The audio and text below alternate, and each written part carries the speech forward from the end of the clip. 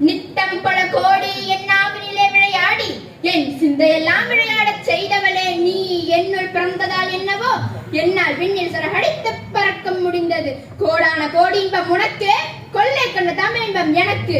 வந்தாயே தாயே வா மகளே என்றாயே, தந்தாயே என்னாவில் சரஞ்சரமாய் தமிழ் பாட உன்னை மறப்பேனா, பாடாதிருப்பேனா?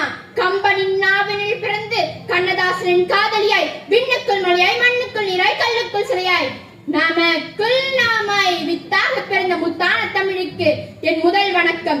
இங்கு கூடியுள்ள அனைவருக்கும் என் முத்தான முதல்கண் வணக்கங்களை தெரிவித்துக் கொண்டு என் உரையை தொடங்குகிறேன். நான் பேசப் போகும் தலைப்பு உடல் நலமே உன்னதம். சிறந்த வாழ்க்கை எப்படி வாழ வேண்டும் என்று தெரியுமா? பொன் பொருளுடன் மகிழ்ச்சியாக இருப்பது மட்டுமா சிறந்த வாழ்க்கை? அல்ல. உடலுக்கும் எந்த நோய் நொடியும் இல்லாமல் இருப்பதும் தானே சிறந்த வாழ்க்கை. நீங்கள் பொன் பொருளுடன் மகிழ்ச்சியாக வாழும் என்றால் அதற்கு முதலில் நல்ல உடல் நலம் வேண்டும்.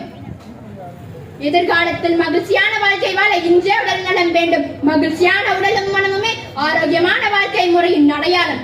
உடலினை உறுதி செய், ஏனெனில் உலகில் மட்டுமே உங்களுடையது. உடலினை மதியுங்கள், அதுவே உயிரின் இருப்பிடம். கண்ணதாசன் அழகாக சொன்னாரே, உடலும் உள்ளமும் நலம்தானா என்று தன்னுடைய கவிதைகளை எழுதி விழிப்புணர்வை ஏற்படுத்தினாரே, அப்படிப்பட்ட உள்ளத்தையும் உடல் நலத்தையும் நாம் பெரிதும் பாதுகாக்க வேண்டும் அல்லவா?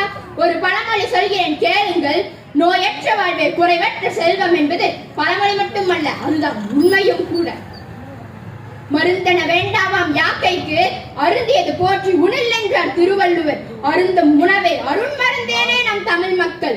தமிழ் மக்கள் உடற்கூறுகள் பற்றிய அறிவிலும் மருத்துவ முறைகள் இருந்தாலும் தமக்கென மரபு சார்ந்த மருத்துவ முறைகளை உருவாக்கி அதை பின்பற்றி வந்தனர். நோய் வந்த பின் தீர்க்க முயல்வதை விட வரும் முன் காப்பதே அறிவுடைமை. இறுதியாக இப்படி சொல்லி முடிவு செய்கிறேன், ஓடி விளையாடு பாப்பா, நீ ஓய்ந்திருக்கலாகாது பாப்பா என்று மகாகவி பாரதியின் வரிகளுக்கு ஏற்ப விளையாட்டு நமது உடல் மனநலனில் முக்கிய பங்காற்றுகின்றது என்று கூறி